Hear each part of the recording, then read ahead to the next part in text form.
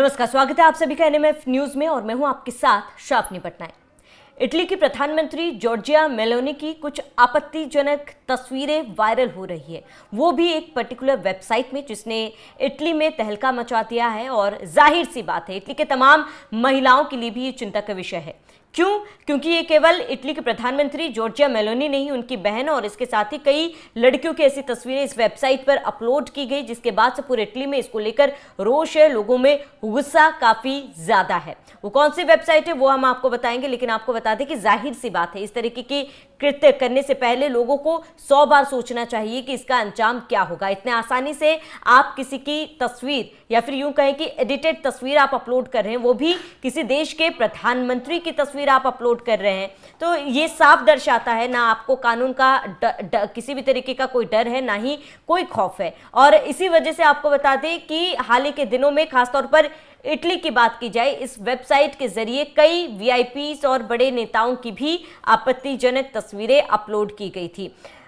दरअसल ये कहा जा रहा है कि इटली का ही एक नागरिक है जिसका फेसबुक ने अकाउंट ब्लॉक कर दिया था, जिसके बाद उसने फीका करके एक वेबसाइट है, एक सोशल मीडिया साइट है, जहां पर इन तमाम लोगों की तस्वीरें उसने अपलोड की थी।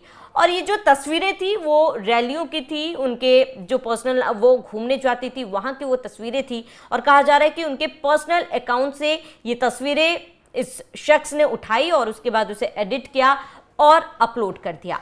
इन तमाम चीजों के बीच सबसे बड़ा सवाल कि क्या वाकई में ये इतना आसान है कि किसी देश के प्रधानमंत्री की आपत्तिजनक तस्वीर आप एडिट करके आप अपलोड कर रहे हैं। जाहिर सी बात है, ये एक चिंता का विषय है। आप इतने आसानी से किसी देश के प्रधानमंत्री की तस्वीर इस तरीके से कैसे सार्वजनिक कर सकते हैं? क्या आपको किसी भी तरीके का कोई भी डर नहीं है? क्या लॉ एंड ऑर्डर को लेकर आपको किसी भी तरीके का कोई डर नहीं है? लोग कह रहे हैं कि शख्स का ये बदला था मेटा के खिलाफ, फेसबुक के खिलाफ, लेकिन क्या वाकई में ये एक बदला था? क्योंकि अगर आप देश के प्रधानमंत्री के साथ ऐसा कर रहे हैं तो जाहिर सी बात है वहां की आम जनता कितनी सुरक्षित है, ये एक बहुत बड़ा सवाल है और इसी को लेकर ये सवाल पूछा जा रहा है। अब आपको ये पूरा क्या मामला है वो हम आपको बता देते हैं कि दरअसल फीका में ये अपलोड किया गया था। आप एक शख्स है जो आपको बता दें कि करीब फीका अकाउंट में 7 लाख से ज्यादा सब्सक्राइबर्स है, लेकिन वेबसाइट पर आरोप है कि प्रधानमंत्री मेलोनी के साथ साथ उनकी बहन, अन्य महिलाओं की तस्वीरें उनके अकाउंट में अपलोड की गई थी, वो भी एडिटेड। 7 दिन पहले मेटा ने इस व्यक्ति को ब्लॉक कर दिया था, उसका अकाउंट हटा दिया था, जिसके बाद गुस्से में इस व्यक्ति ने इस तरीके की कार्रवाई की थी।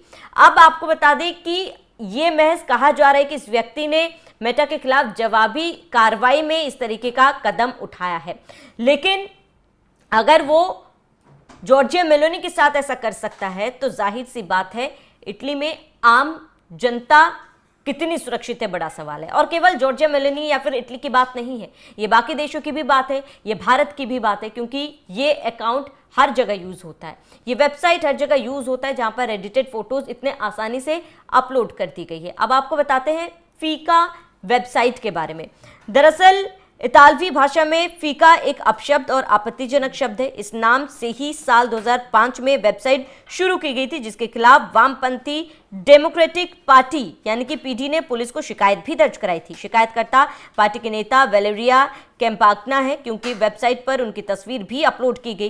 पाओला कॉन्टेलेंसी, एक्ट्रेस, डायरेक्टर, सीए एनकोरा डोमनी और चुयारा फेरगिन की तस्वीरें भी अपलोड कराई गई थी, जिसको लेकर लगातार शिकायत की जा रही थी। यानी कि ये पहली बार नहीं है जब फीका के खिलाफ शिकायत दर्ज कराई गई है, ऐसे पहले भी कई बार शिकायत दर्ज करवाई गई थी, लेकिन इसके बावजूद भी इस कंपनी वेबसाइट के ओनर ने कोई कदम नहीं उठाया। फिलहाल इटली के प्रधानमंत्री की ये तस्वीरें वायरल होने के बाद से ही इटली में इसको लेकर कदम उठाया जा रहा है। उस शख्स को ढूंढने की भी कोशिश की जा रही है कि आखिर ये व्यक्ति है कौन, और इसके साथ ही फीका वेबसाइट को लेकर भी एक्शन मोड में है। लेकिन आप भी इस तरीके की कोई भी अगर अकाउंट यूज कर रहे हैं तो सतर्क रहे और जागरूक रहे। फिलहाल आपका इस पूरे मामले पर क्या कहना है हमें कमेंट कर जरूर बताएं। साथ ही बने रहे एनएमएफ न्यूज के साथ।